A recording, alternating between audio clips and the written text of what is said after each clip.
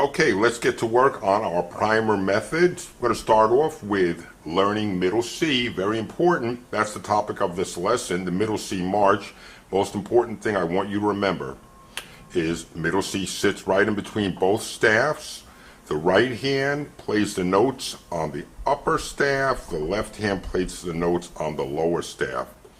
Over here it tells you RH, which means right hand. The right hand plays middle C, and it's closer to the treble staff. So when the right hand plays middle C, the middle C will be closer to the treble staff. When the left hand plays middle C, it's closer to the bass clef staff.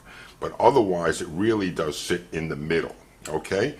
The other things to remember here is these markings. P equals soft, MF means medium loud, and F is loud. Same thing here, soft, medium, loud, and loud. So we have to play with those emphasis, starting off right away with our first finger on C, and then when our left hand takes over, it'll be like so, okay?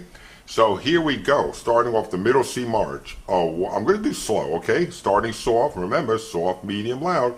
1, 2, ready, go, and C, C, C, louder. C, C, C, loud. C, 2, 3, 4, and 1, 2, ready. Now the left hand. C, C, C, louder. C, C, C, and a C, and a C, and a C. 2, 3, 4.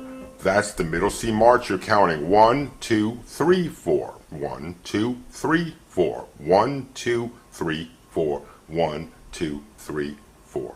Same thing for the left hand. Okay? Awesome.